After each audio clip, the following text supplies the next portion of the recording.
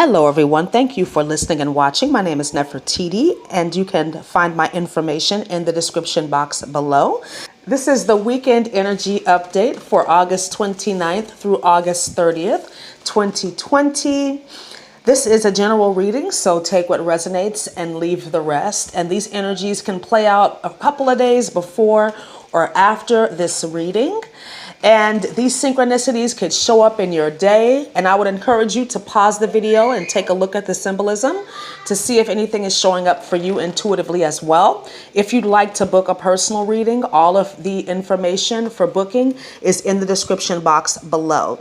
So let's get into the astrology. There's a mix of energies going on this weekend, and they will play out depending on your vibration. This will determine how you behave. So we have Mercury in Virgo, trine Jupiter in Capricorn, and we also have Venus in Cancer opposed Pluto in Capricorn. So this is about good news, optimism, and detox from overindulgence. With this Venus opposed Pluto, this is a transit where people could go from 0 to 100 and back real quick in intimate relationships. This is a pressurized type of transit. This is an energy that really puts a spotlight on addictions and temptations, intrusive thoughts that may sound good but are not for your highest good. This is about obsessions, people showing their dark side. But the good news is with Mercury and Jupiter, this is an opportunity for us to bring healing and resolution to these areas of our life. Jupiter is very beneficial when it comes to protection and healing energies, and Mercury rules the mind. So we're figuring things out. We're understanding why we behave the way that we do. So let's move on to the Oracle cards. And from the Oracle of the Fairies, the Temptation card is coming out. So again, this speaks to good news.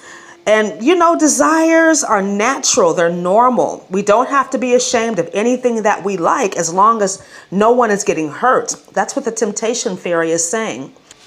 The bad news is if we are doing things that cause harm to others, it'll come back to us. The law of karma says no debt in the universe ever goes unpaid.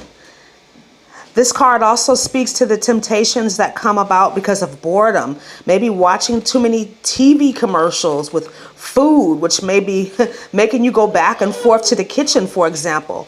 As my grandmother used to say, an idle mind is the devil's workshop. So ask the fairies to help you detox, to help you to restore balance. And this card also speaks to codependency in relationships. As I mentioned earlier with this Venus opposed Pluto, this is pressure. Pressure when it comes to intimate relationships. Is there balance? Is there mutual give and take? Or is there codependency going on? Let's move on to the crystal, and red jasper is showing up. Red jasper is a very cleansing root chakra crystal that stabilizes your aura. It's great for restoring balance and dispelling negativity that comes about from overindulgence.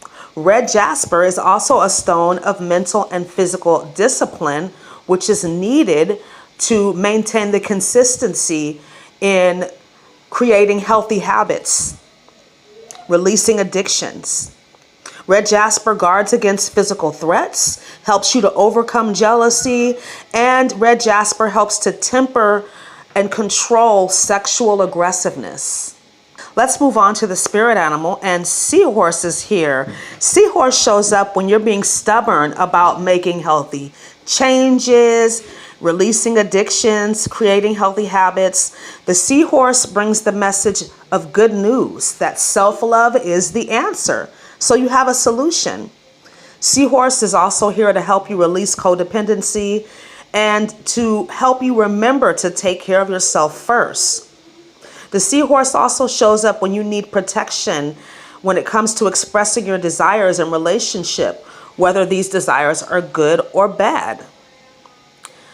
The seahorse is also a great support to fathers wanting to create a stable foundation for their children. Let's move on to the angel number, and 167 is showing up.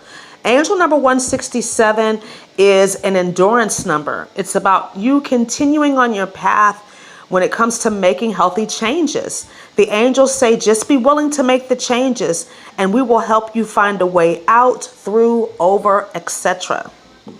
Angel number 167 shows up to help us release the resistance to change, which just makes things harder for us.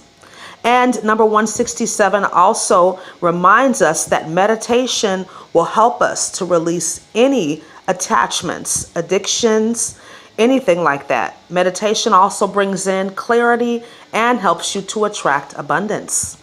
So thank you so much for listening and watching. Please like, comment, subscribe, and share. And if you'd like to book a personal reading, all of the information is listed in the description box below. And all of the donation links are there as well. Have a wonderful weekend. I'll speak to you again soon. Namaste.